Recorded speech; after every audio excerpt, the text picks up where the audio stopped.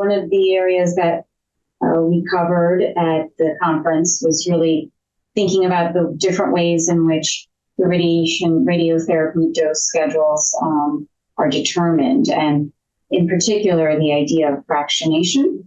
So that's an important point because we have long had our literature based on what's called standard or conventional fractionation, typically 1.8 to 2 gray.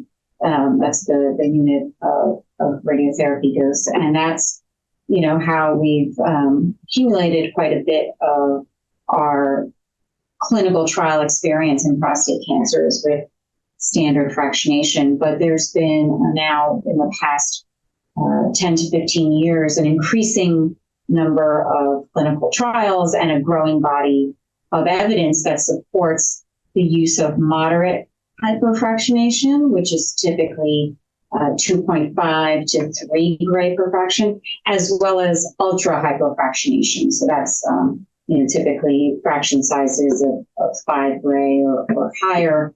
And one technique that is used to deliver ultra hypofractionated radiotherapy is stereotactic body radiation therapy, or SBRT. So a lot of times those terms are interchanged, but really SBRT is a way in which we can deliver ultra hypofractionated radiotherapy. And all of this is really possible in prostate cancer because of this idea of the relationship of prostate cancer cells to radiotherapy dose. In particular, cell killing, or the flip side of that, cell survival, and the vulnerability of prostate cancer cells to higher doses of radiotherapy per treatment compared to other types of cancers, which might be faster growing and would not be so sensitive to larger fraction sizes. And on the flip side, when it comes to normal tissue, which we also have to worry about, because normal cells and cell killing is a potential byproduct of radiotherapy if we're not careful. So for those normal cells, generally speaking, acutely responding tissues like the lining of the gut and skin cells tend to respond to, tend to not be so sensitive to larger fraction sizes. So this is a reason why we feel that the larger fraction sizes, the hypofractionated schedules, can be delivered to prostate cancer patients with safety and efficacy in prostate cancer while not causing major side effects, at least in the short term. The bigger concern are late effects, so late responding tissues that can lead to chronic or delayed side effects. That's where we do have to be careful, and where the importance of collecting data over the long term and following patients over the long term is particularly critical. So at this point in time, generally speaking, moderately hypofractionated external beam radiotherapy is very, very well established. And that is really the standard for many patients with prostate cancer. And then on some patients, it may also be appropriate and continue to be appropriate to use ultra hypofractionated regimens as we accumulate more body of experience there. One of the key things with ultra hypofractionated radiotherapy, and specifically SBRT that I mentioned earlier, is making sure that the institution has the expertise and the technical capabilities that are necessary. For example, the localization and immobilization of the patient, the localization of the target, the ability to image every day and make sure that you know that where you're delivering that high dose is where you want it to go. And so that requires a lot of experience. And again, we want to make sure that high volume centers are the ones performing these ultra hypofractionated regimens. So that was the highlight on the schedule and fractionation part in general. Again, very briefly, another aspect that was covered was the use of boosts. And boosts in radiation are really just a term for giving extra dose to a particular region. And you could boost the entire prostate. That's sort of a classic way of, raising dose to the entire gland because you might have areas that are biopsy proven with carcinoma, but you might have others where it's not proven that there's cancer there, but there could be cancer there or it's suspected. And so we want to cover the entire prostate gland. Or there might be partial areas where the cancer is known to reside that you want to give extra dose to.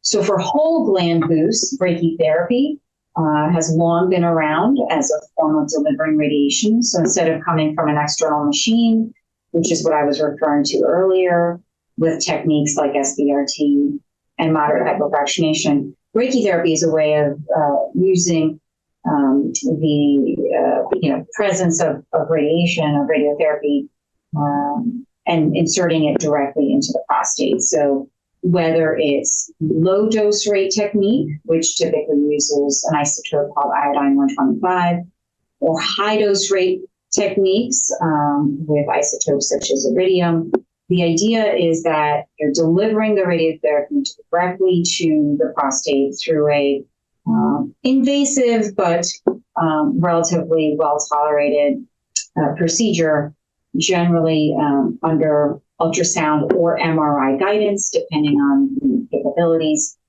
And there's a lot of complexity to brachytherapy. Again, it's very technical, and it is important that the physician performing the brachytherapy have robust experience and high volume of experience in order to perform it well. But it is incredibly well established as a mechanism for, again, delivering more dose where you want it and not being limited by the normal tissues to the same extent that external beam radiotherapy limits you.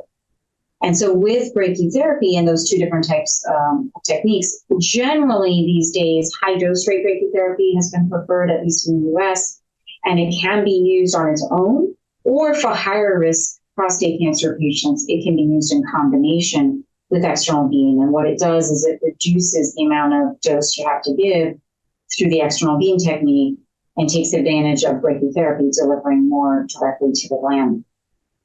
Partial boost, or boost to areas where there's a dominant lesion, are also increasingly being discussed in the literature and being used in clinics. And the FLAME trial was one of the several that I discussed at the conference, where it established safety and efficacy of using image-based, guidance to find a dominant lesion within the patient's prostate gland and delivering extra dose to that particular region while treating the rest of the gland to a lower dose. And so these techniques are exciting, and there's an increasing number of trials that are exploring this and the feasibility of doing this kind of partial boosting with external beam. And of course, one can also use other techniques.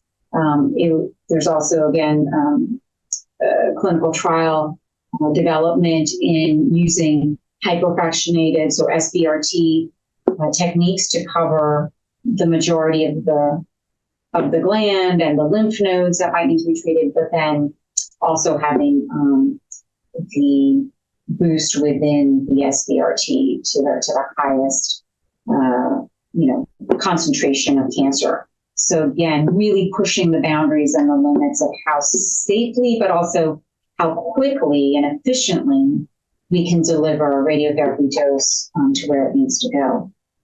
And I just alluded very briefly to treating the pelvic nodes. That's another topic that was covered. It was really quite an expansive talk, trying to cover lots of different areas. And so the treatment of pelvic lymph nodes in patients where lymph node involvement is not clearly established, because that's a different group of patients and carries a different prognosis, but those in whom there's a high risk of lymph node involvement, but it's not yet established by the imaging tools that we have.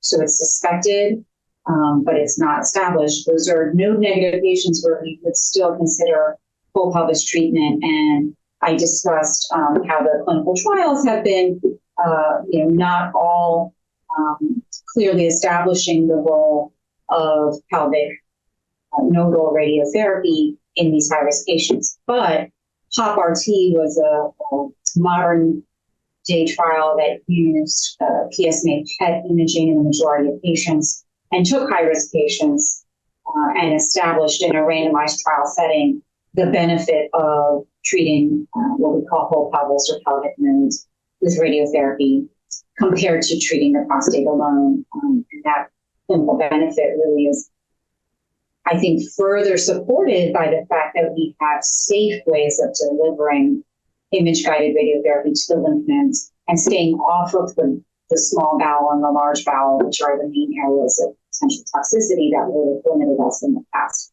So if it can be done safely and there is concern in these patients about lymph node involvement, there are certainly now clinical trials to support this, and more clinical trials than we are awaiting the results of to hopefully further support the use of pelvic nodal radiotherapy. And then one final topic that I very briefly touched on also at the conference was, what to do about PET-detected metastases, limited number of metastases in a patient where the conventional scans are otherwise negative. And we do have, again, increasing number of studies that support the use of metastasis-directed radiotherapy in these patients for clinical benefit, that it can be done safely, typically using SBRT techniques to ablate these areas that are seen on PET scan. And again, we await additional clinical trial data in these patients. And so there's a lot going on that's exciting in the world of radiotherapy, pushing our understanding, certainly, of the biology of prostate cancer, and always taking into account the radiobiological aspects, but also using technology, technological advances to our full advantage to not only improve cancer control, but to do so in the safest manner possible. So really important for us to be able to improve that, what we call the therapeutic index